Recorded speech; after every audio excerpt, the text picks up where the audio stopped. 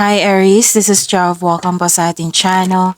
By the way Aries, this is timeless reading. Gamitin ang reading na ito bilang gabay lamang. Kung naka-resonate kayo, comment down. Tandaan Aries, ito ay channel reading. Kunin nyo lang po kung ano ang naka-resonate sa iyo. This is for you Aries.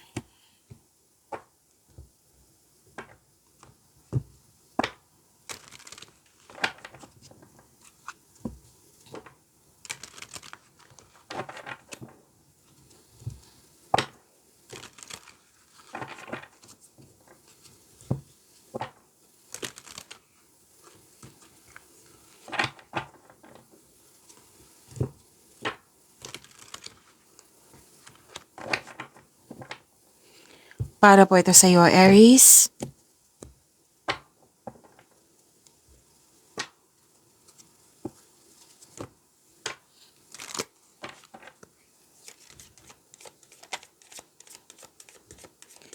Message po para kay Aries. I need 2 cards po.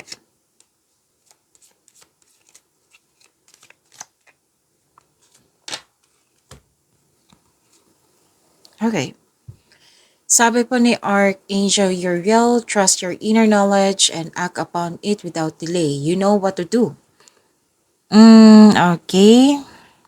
Magtiwala sa inyong talino at galing sa inyong experiences. Oo. Mukhang may na ano kayo. What I meant is, may nakita kasi ako ditong big ideas na binigay ng universe sa iyo na kailangan mong bigyan ng aksyon. Okay, so huwag kayong mag-hesitate. Kung nag-hesitate kayo, nagkaroon ng doubt and fear, kailangan ng konkretong plano. Kasi makatulong din to sa pagpalakas ng iyong confidence. So sinabi ng card dito, alam mo yung gagawin mo. It might be the offer or yung binigay sa inyo na pagkakataon is naka-align sa passion mo. Okay, so alam mo na yung gagawin mo. So take an action. Sabi po ni Archangel Uriel. And message from Archangel Metatron, Indigo and Crystal Children. Sabi po dito, you have a bond with children. In particular, you can help children who are sensitive. Pwede din nagkaroon ka ng togetherness sa mga bata or sa bata. Pwede din sa inner child mo, nagkaroon ka ng panahon sa iyong sarili. Oo, sa iyong inner child. And pwede din inspirasyon mo sila. Alam niyo ba sa pagkakaroon ng time sa mga bata, sa mother figure, sa mother nyo, or sa inner child mo, it will refresh your energy. Okay?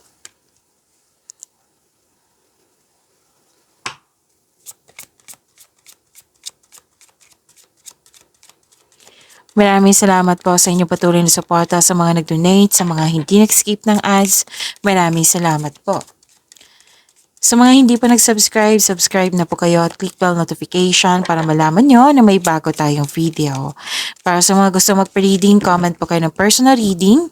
Again, comment kayo ng personal reading and check my reply sa comment section. Okay, so andito nga. Okay, unahin muna natin to. Kasi may sabi dito na new beginning, bagong simula, pwedeng bagong simula sa connection sa isang tao, bagong simula sa trabaho, negosyo, sa proyekto, bagong connection sa isang tao. Yan yung nakikita ko. May nakita nga ako dito na hire kahit walang experience. Oo, tapos may concern ka sa bata. What I meant is may concern ka sa immature na tao. Tapos, nakikita ko dito na humihingi ng time sa iyo yung mga bata. Or ito yung inner child mo. So, sabi ni Archangel Metatron na give time. Okay? So, nakikita ko naman dito, bibigyan mo ito ng action. Okay? So, yan po yung sabi ni Archangel Metatron. Give time sa mga bata, sa inner child mo, sa bata. And prosperity is yours, property, may nag-uusap dito tungkol sa property and domestic matters. May gusto mo mag-staycation sa bahay kasi you felt calm, relax, and security pag nasa bahay kayo. At iba sa inyo, home-based yung trabaho, tapos may ending with new beginning. Oo, may transformation po. Mag-ingat po daw kayo sa mahilig magmanipula or sobrang mahirap kausap, sobrang stricto. Oo. Pero nakita ko naman dito na nagkaroon ng transformation, nag-let go ka at nagkaroon ng transformation.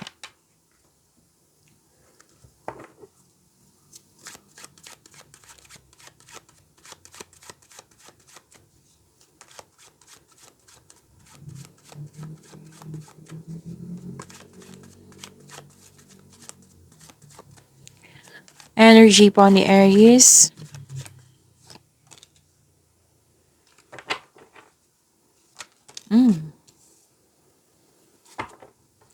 Kung may napansin kayo na repeating message, yan po yung pinupush ng cards sa inyo.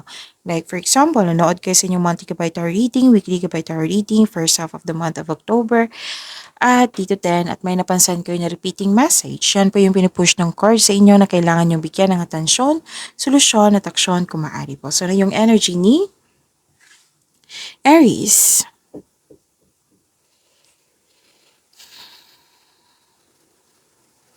Aries, energy nyo. Malakas ang iyong intuition, self-knowledge. Okay, may feminine energy dito. Malakas ang kanyang influence. Pwedeng ikaw to, pwedeng siya. May nagbigay ng wisdom message. Pwedeng ikaw to, pwedeng na ikaw ang naka-receive ng wisdom message. At may malalaman kayong sekreto mula sa isang tao. Kasi nga, malakas ang iyong intuition. Oo. Tapos naghahanap ka ng solusyon sa inyong problema dito, sagot sa inyong mga katanungan. So, ang sabi ng card dito, magtiwala sa inyong sarili. Magtinginig sa inyong sarili. Trust your own counsel first. Okay? Huwag kang umasa sa opinion ng iba. Trust yourself first.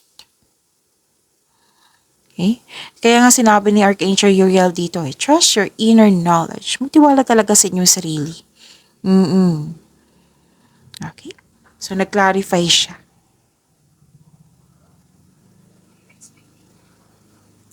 And di ba may sabi ko sa inyo kanina na may new beginning? May new beginning din dito. This is freedom. This is new journey. This is a leap of faith. Hindi ka takot sa mga obstacles. You know, you are on the right path. Kumbaga, magbibigay ka na ng aksyon sa matagal mo ng plano.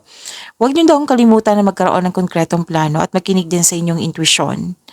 Okay? So mukhang lalabas ka na sa comfort zone mo. Kung sa career and money to, this is financial growth. Oo, may potential na magkakaroon ng financial growth. Kung nagkaroon ng tampuhan sa isang tao, sabi ng card, leave the past behind. It's never too late to begin again. Mag-usap at magpatawad.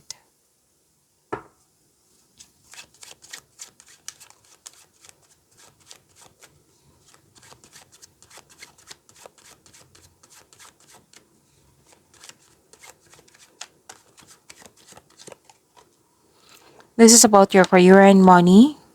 Career and money, Aries.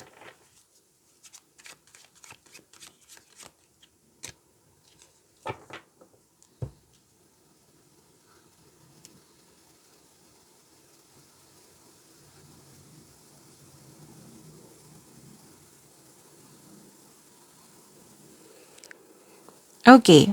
This is, success in workplace and home. Sa inyong career and money tayo. Success in workplace and home, i-acknowledge mo nagbigay ng suporta sa'yo galing sa grupo ng tao. Pwede din family mo ito or mga tao na parang mo ring pamilya. Kung ikaw ay may balak mag-change career or magtayo ng negosyo, know that you have a very supportive friends and family. Granted yung manifestation mo, may fulfillment sa pangarap.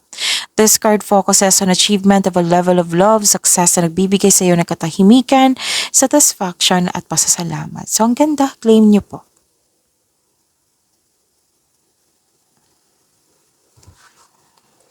Okay, so gumagawa ka ng logical na action sa iyong mga layunin sa buhay. So, action pa rin to. Oo. So, expect na magiging busy kayo and pagtanggap ng promotion, pagtaas ng kita, sweldo, allowance, or posisyon. Kasi may leadership role din in-offer dito At ang sabi ng card dito, magaling kayo na leader. Magaling kayo sa mga ginagawa nyo. May recognition, ginagalang ka at kinikilala ka ng mga tao nang dahil sa iyong kontribusyon. Tapos kung may legal concern kayo, makaka-receive ka ng mabuting balita.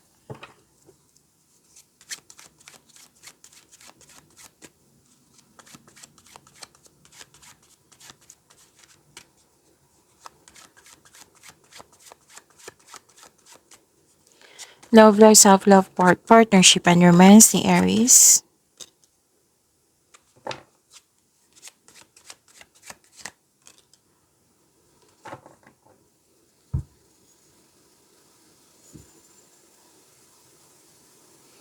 Nakita ko dito nagkaroon po ng sa mga single, you've been doing a great job to love yourself. May potential din na mamimit mo na siya. Okay, so do something special for yourself. Treat mo yung sarili mo dahil deserve mo ito. Sa mga relasyon sa buhay mag-asawa, pwedeng bakasyon po ito. Plano, nag-uusap po dito tungkol sa bakasyon. Okay. Dalawang card kasi nagsabi dito sa mga single po na may parating talaga na bagong tao sa iyo na stable na sa buhay. Dalawang card na mismo nagsabi po. Sa mga relasyon sa buhay mag-asawa, kayong dalawa ay matured enough na loyal sa isa't isa. Both of you are taking an action and stability upang maipalago. Okay, maipalago palalalo ang inyong relasyon. So, babala lang po sa ego clashing. Pagyamanin niyo po yung blessings sa binigay sa inyo, Aries. See you tomorrow. Maraming salamat.